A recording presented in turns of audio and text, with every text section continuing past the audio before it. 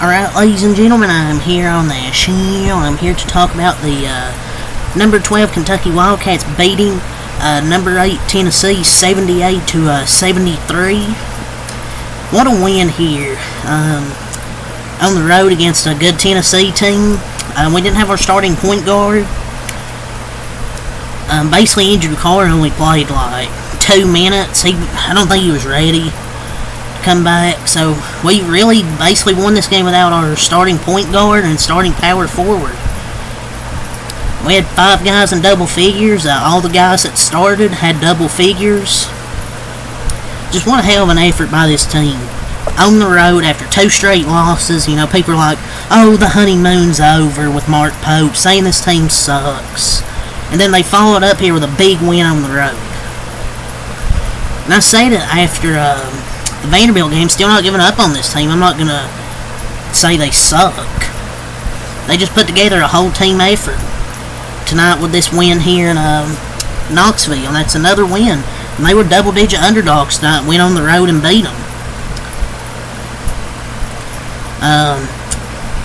There was a lot of reviews. There were like 4 reviews in the last 40 seconds of gameplay. I'm tired of these, man. Tired of these reviews late in games. Like, it's just frustrating to watch. We don't have to review every single thing. Need to get my rant on that. Kentucky, it was looking good. Tried to give it away, giving up rebounds 3 straight, and Chaz Lanier finally connects at 3. It was 74-73. Then Kentucky nails 4 straight free throws from Oway to put this game away. So a hell of a win by this team going on the road before they play Coach Cal in Arkansas. It's gonna be a fun one this week. Coach Cal returning. But it's an amazing win on the road, and people are like, "Oh, this team can't win on the road." I think they can. They beat Mississippi State, a top 15 team on the road. They can beat teams on the road. They could have beat Vandy, but they gave it away with their late game execution. They weren't perfect tonight, but they made free throws. Their free throws when it mattered. But hell of an effort from this team. I thought Amari Williams was really, really good tonight. He had a double-double, 10 points, 4 assists, 15 rebounds, and I think 24 minutes. He was excellent. I believe he was 3 of 5 from free throw line. He was excellent. I like what I saw from Amari Williams tonight. I thought it was one of his best games, and it felt like neither team wanted to win this game. Tennessee missed a lot of wide open threes.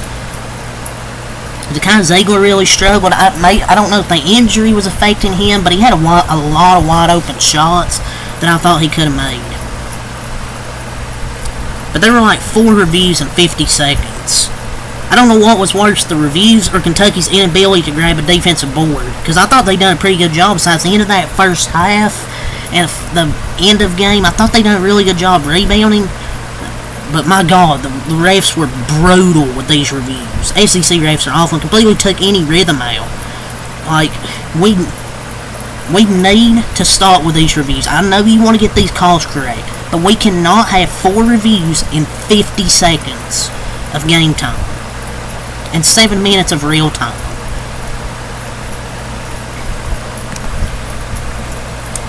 But now that I've got that more of a rant away, but speaking about Amari Williams, he was great. I mean, his 5th double-double of the season, 10 and 15 with 4 assists. Jackson Robinson, 17 points, 4 rebounds, 4 for 9 from 3 from Jackson Robinson. I thought Jackson Robinson was really good. 4-9 on threes. Like, he's so much better when he plays point guard for some reason.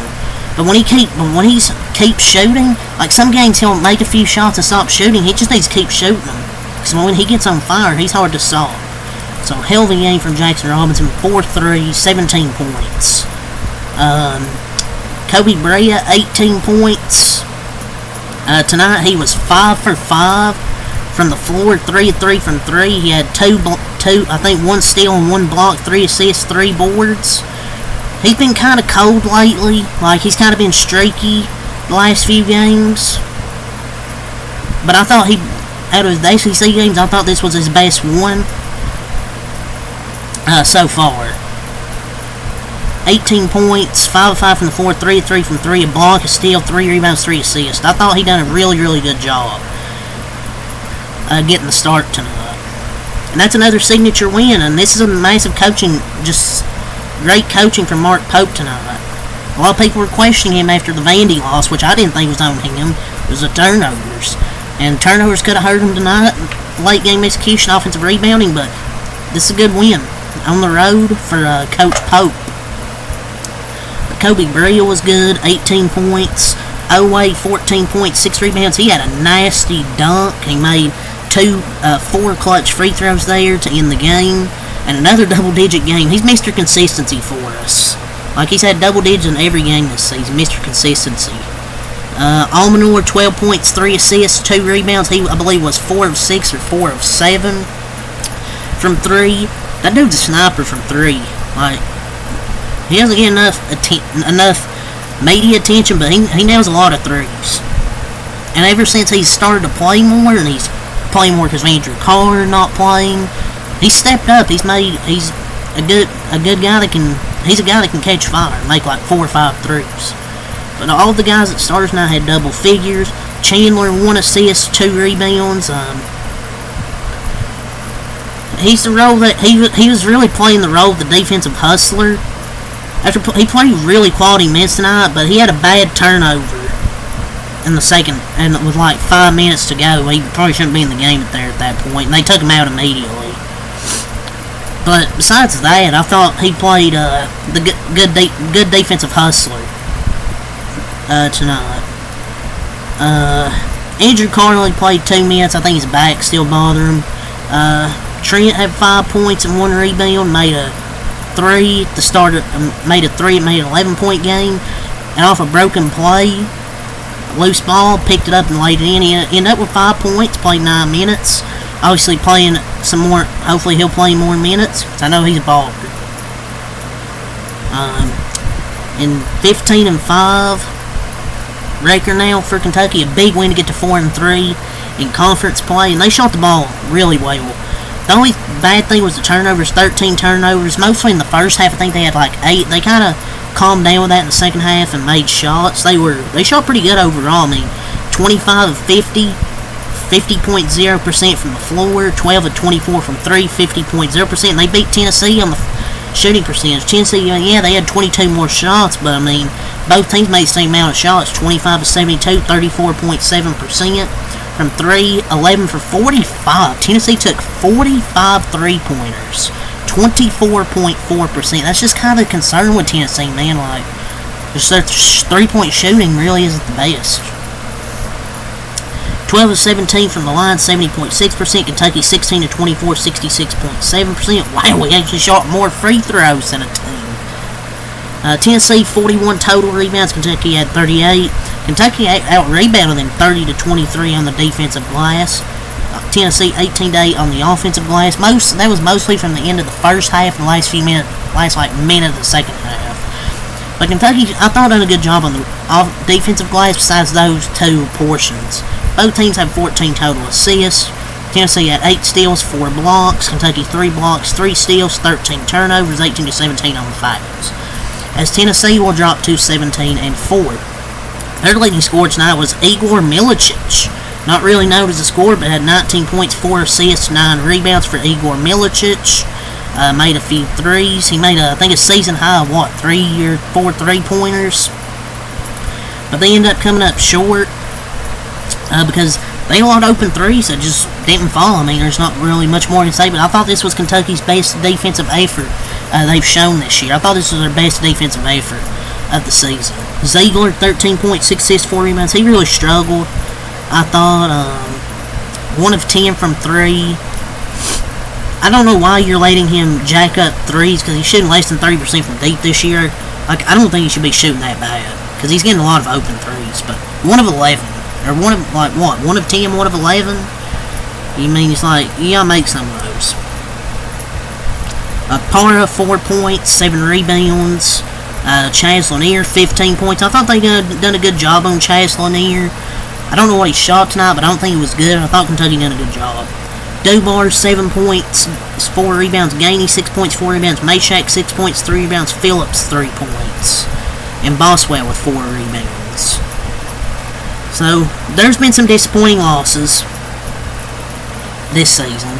But there's been a lot of good wins. I mean, that Duke win, Mississippi State, Gonzaga, Tennessee. They've had so many good wins this year. And it really doesn't cancel out the bad losses, but you still feel good with this team. That they can play good against elite competition. Tennessee's I think is a good team. Like, I really think Tennessee's a good team, but that's 3 straight wins in Knoxville as double-digit underdogs. And I was exhausted watching this game, especially the last minute. But I don't know what it is for them being double-digit underdogs in Knoxville and winning games. When you get 50% from the floor and 50% from 3 and the team shoots 11 for 45 or something like that, you have a good chance to win. You know, and a lot of people didn't think we were going to win this game because, you know, Lamont Butler's out, and without Butler, massive one. He continues to win games. You don't think he can win.